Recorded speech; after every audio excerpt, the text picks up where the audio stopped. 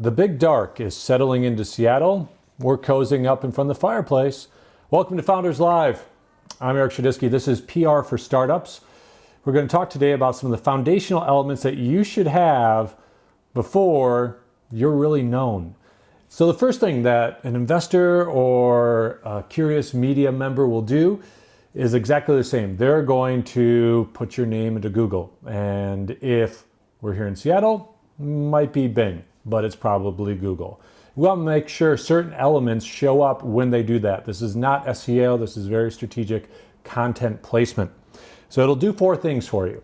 One, it's going to make media much easier to secure. Two, it's going to allow for investors to be a little more interested in you and know much more about you.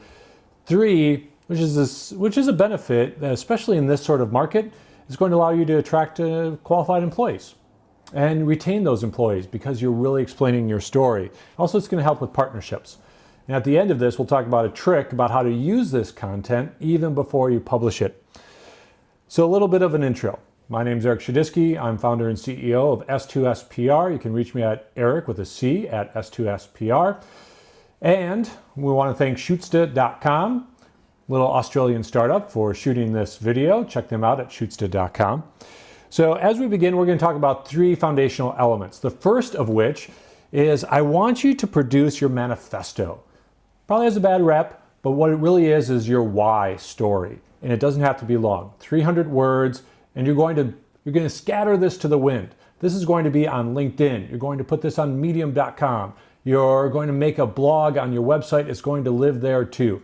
Just high discoverability, but short. Make it short, 300 words. And that's my living, right? Words, no one wants to read.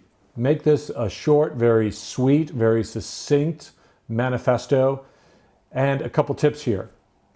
You want to have a bio attached to it. So at the bottom, give me 100 words about you and a picture, and make sure it's not a selfie. So just some quick tips. Semi-professional photographer will do wonders for you.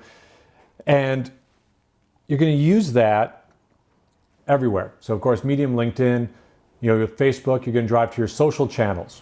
So that's going to transition us to the second foundational element. Pick a social channel, make it live and breathe. That social channel can be LinkedIn, it can be Instagram, it can be Twitter. But you want to make sure you have one robust channel. People will forgive you for not having a large Facebook presence if you have a really large Instagram presence, or at least you're active on Instagram. So choose your social media of choice and use that hub and spoke method where you're driving interest in your primary site through your social sites. So reporters really want to see this, that you have a little bit of a track record.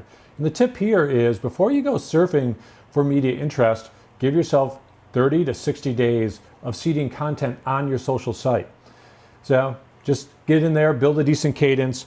It doesn't have to be exhaustive. You don't need to tweet 5 or 6 times a day, but develop and stick to a cadence on your social channel. So the third of these foundational elements will be third-party validation. So this is your client, a testimonial. This is a case study. And this is going to be different from that manifesto that you wrote. This is going to be 300 to 600 words. It's going to be in-depth, and it's going to offer a perspective on your company that you can't legitimately offer. So this third-party validation, someone outside of your circle who's singing your praises. Now here's the trick that we promised. So we've gone through the three elements that you should produce. Manifesto, choose a social channel, and then pick a third-party validator that you'll also then post on LinkedIn, put on Medium, put on your blog, drive your social channel awareness, and point people in the direction of that content.